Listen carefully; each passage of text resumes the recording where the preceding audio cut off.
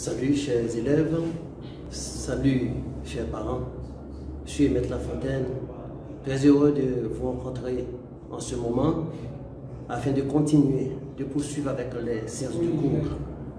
Ce que nous allons voir aujourd'hui, c'est la psychologie en tant que dernière science à se séparer de la philosophie. A tout de suite.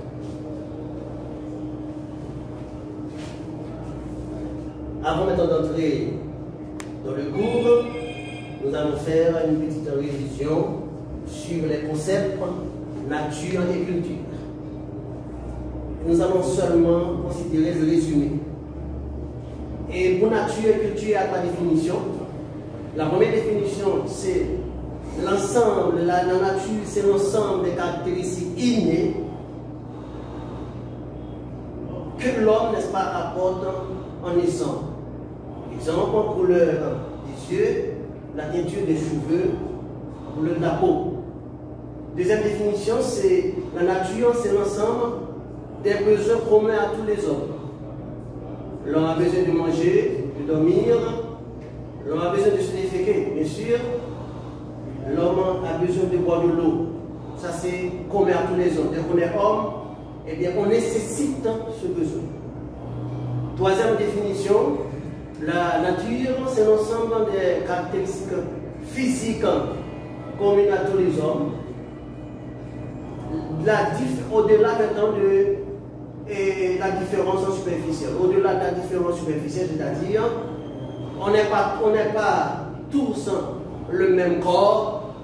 Monsieur, il est costaud, lui, il est mince, lui, il n'est pas ventru, l'autre n'est pas ventru, etc. Mais ce qui est important, c'est que chaque homme qui est né a un corps physique. Donc c'est ça qui caractérise même l'homme. On n'est pas des anges, on a un corps. Mais la différence, qu'on appelle différence, c'est superficiel. Donc que monsieur soit costaud, lui il est mince, l'essentiel on a un corps. Donc maintenant, résumé général de toutes ces définitions, résumé général découlant de ces définitions, c'est que l'élève doit seulement dire que la nature, c'est tout ce que l'homme apporte en naissant. Exemple, nous avons parlé des yeux, la teinture des cheveux, le besoin caractéristique en physique. Culture. Culture, c'est un ensemble complexe qui comprend le monde, l'art, la littérature et le droit, la philosophie, la science, la magie, la religion et les mythes. Tout ça rentre, n'est-ce pas, dans la culture. Maintenant, résumé, l'élève peut dire, n'est-ce pas, carrément, que la culture, c'est tout d'abord ce que l'homme acquiert en tant que membre d'une société.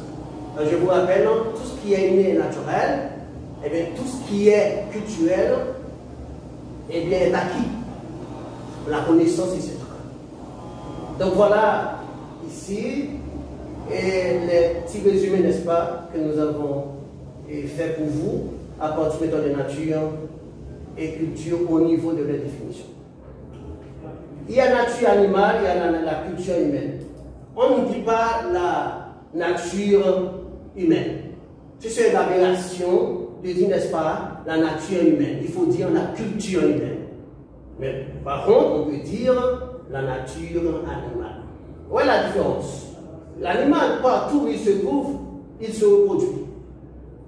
Détaché maintenant de son milieu naturel, alors que l'homme, détaché de son milieu social, il est condamné à se taire.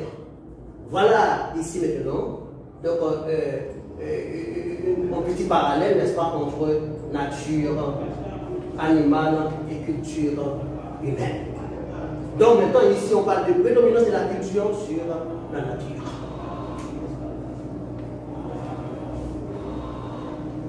Ok, nous continuons avec, on continue avec les scènes de religion.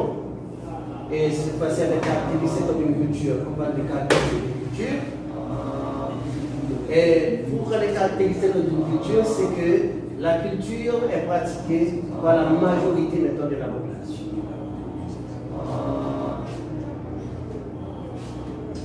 deuxième élément, la culture est un ensemble formalisé. Exemple, nous avons le formalisme culturel. Le formalisme culturel, dans le formalisme, on voit forme. Donc, on parle de forme, on voit constitution, on voit règlement, on voit maintenant des principes. Tout ça constitue maintenant des formes. Et on parle du formalisme culturel. Et dans tous les pays, il y a maintenant une constitution. Chaque pays a sa constitution. Donc, en Haïti, on a une constitution, on a des règlements, tout ça. Donc, on parle du formalisme culturel. La culture est un ensemble symbolique. Et ça, nous avons le symbolisme culturel. Et pour le symbolisme, on a comme le drapeau.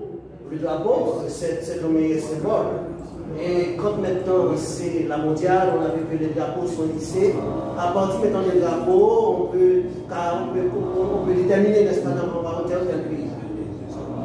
D. Elle est un ensemble objectif qui permet de déterminer l'appartenance d'un individu à un groupe ethnique ou des races. Ça, c'est la culture, c'est-à-dire chaque pays a son objectif. Haïti maintenant également a son objectif. À partir de l'objectif, on peut déterminer, n'est-ce pas, après, un individu par rapport, n'est-ce pas, à un groupe. Maintenant, nous allons voir confrontation, nature, culture, la différence entre nature et culture. Le naturel est inné et le culturel est acquis. Tout ce qui est inné naturel, tout ce qui est acquis, n'est-ce pas, est culturel, est social. C'est la société maintenant qui enfante, n'est-ce pas, ce qu'on appelle le culturel. L'homme est le produit de son milieu. L'homme, n'est-ce pas, de la connaissance, il va à l'école.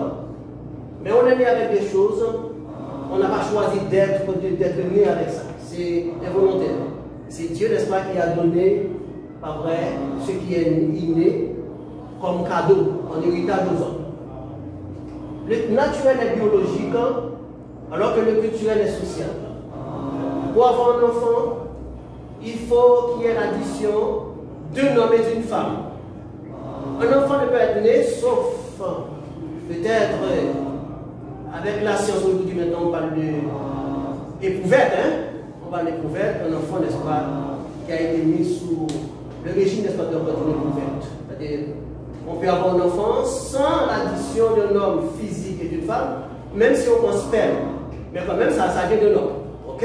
Ça vient de l'homme, on a injecté ça, etc. Dans l'appareil de femme, etc. Peu importe. Ce qu'elle veut, en blanc, en noir, en jaune, etc. Bon. Mais en tout cas, c'est important, en principe, pour avoir un enfant, il faut qu'il y ait par la combinaison d'un homme et d'une femme. Voilà pourquoi le naturel est biologique. Le culturel est encore social. Le naturel est commun alors que le culturel est particulier. C'est-à-dire, comme j'avais dit tout à l'heure, on n'a pas choisi maintenant d'avoir les yeux, de telle couleur des yeux, la teinture des cheveux, c'est Dieu qui a donné ça. Tandis que, n'est-ce pas, le culturel est particulier. Il n'est pas recommandable à tout le monde, n'est-ce pas, de pratiquer la culture. Il y a des sociétés, pas vrai, qui vivent en dehors de la culture. Ces sociétés maintenant, n'est-ce pas, soumettent à la nature, donc constamment à la nature. Donc tout le monde est appelé à être naturel, mais pourtant tout le monde n'est pas appelé à être culturel. Donc être culturel, c'est vraiment tout à fait particulier. Il y a des sociétés, pas vrai, qui ne se soumettent pas à la culture. On dit que ce sont des marginaux et qui vivent en dehors, n'est-ce pas, de la société, en marge, n'est-ce pas, de la société. Ce sont des gens, n'est-ce pas, hors de la loi, on appelle ça hors de la loi. Rapport entre le naturel et le culturel, c'est que le naturel est acceptable, le culturel l'est aussi. Il n'y a pas de culture sans nature. C'est-à-dire, la culture et la nature sont condamnées, n'est-ce pas, à faire autant ensemble. Et en fait, nous avons la culture. La culture finalise le naturel. Monsieur qui va se marier très bientôt, il a de gros soucis, c'est vrai, et puis il y a une esthéticienne qui dit, monsieur, on va couper, n'est-ce pas, un peu de soucis avec ce plus beau.